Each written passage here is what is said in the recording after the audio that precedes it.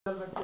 और जो रही बात खरपतवार नाशक की, खरपतवार नाशक बड़ी एक डेलिकेट चीज है, मतलब उसको डालने की विधि ये बहुत टिपिकल है, तरह से समझना चाहिए। अब तो शायद आपके यहाँ शिकायत नहीं आ रही होगी, लेकिन जब शुरू में आपने खरपतवार नाशक दवाई डाली थी तब बहुत ज्यादा शिकायतें आई होंगी। आई थी कि नहीं आई थी? अब धीरे धीरे आप लोगों को समझ में आ गया कि जमीन में नमी रहनी चाहिए, चौड़ी पत्ती, पतली पत्ती और 2-3 पत्ती की अवस्था में ही डालना चाहिए। कई किसान भाई क्या करते हैं कि 35-40 दिन बाद भी डाल देते हैं जब इतनी बड़ी बड़ी घास हो जाती है, तो उसके रिजल्ट नहीं आएंगे। ये दवाई जो है ये फैक्ट्री में बनती है, इसमें 0.01% ही चांसेस रहता है कि वो कुछ गड़बड़ हो। फैक्ट्री में बनती है, क्वालिटी कंट्रोल रहता है। जैसे आपके पास कोई चीज भी फैक्ट्री से बन के आती है तो यूरिया आता है, अब यूरिया नकली हो सकता है क्या?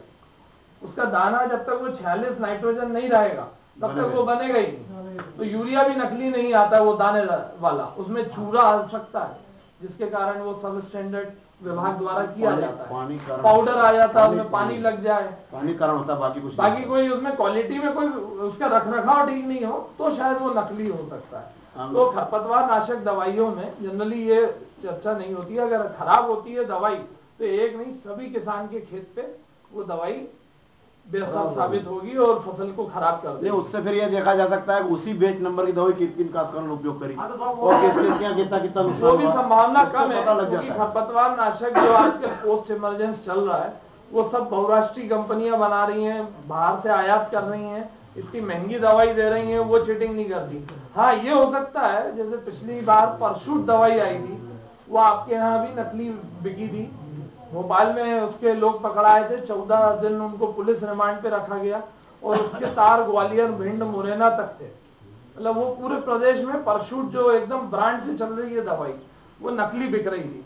तो वो आप अगर बिल नहीं लेंगे तो वो हो सकता है नकली दवाई कोई आपको दे दे और उसमें आपकी फसल नष्ट हो सकती है। उसमें घासलेट दे रहा है, वो बना के क्या डाल के दे रहा है। नहीं सर, इस बार क्या हुआ था, किसान ऐसे धोखा खा जाते हैं। कहीं भी अपने शाजापुर जिले में भी बहुत एक आध बार खबर मिली थी कि कोई लोग मतलब बाहर से कोई आता आदमी और यहाँ गांव में दिन भर घूम के जैविक खाद नहीं, ये खाद न वो खाद के वो नोट कर लेता है और नगद पैसे में वो रात को ही डिलीवरी देकर भाग जाते हैं।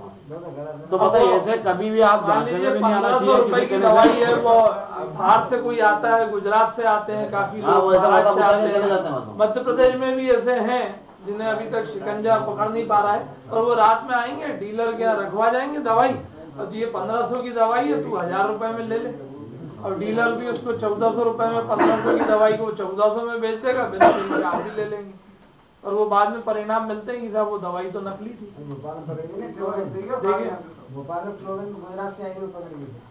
अभी एक नकली वाले पूरा प्रयास करते हैं, वो ऐसे टाइम पे आते हैं गांव में इधर तो घुमा के और बिल्कुल आदि में देंगे। धार में एक दवाई पकड़ाई जिसको पैराशूट के नाम से बेच रहे थे, जिसमें कंपनी का नाम, पता, एड्रेस, बैच नंबर कुछ भी नहीं था। एड्रेस नहीं था, सिर्फ कंपनी का नाम लिखा था, दूसरी कंपनी का नाम और शहर का नाम। जबकि जो भारत सरकार का जो सेंट्रल इंसेक्टिसाइड बोर्ड है, जब ये लाइसेंस देता है तो वो सभी चीजें उसमें इंकित करवाता है, डलवाता है नाम,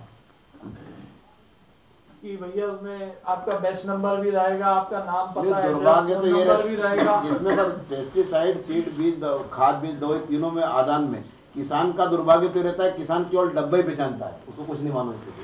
90% ऐसे रहते हैं जो खाली डब्बे को ही पहचानते हैं, ये ट्राइजोपास का डिब्बा है, अब इस पे क्या क्या लिखा है क्या क्या नहीं लिखा है वो नहीं देख पाते अपन, तो नकली वाले इस आड़ में बेच जाते हैं उसको।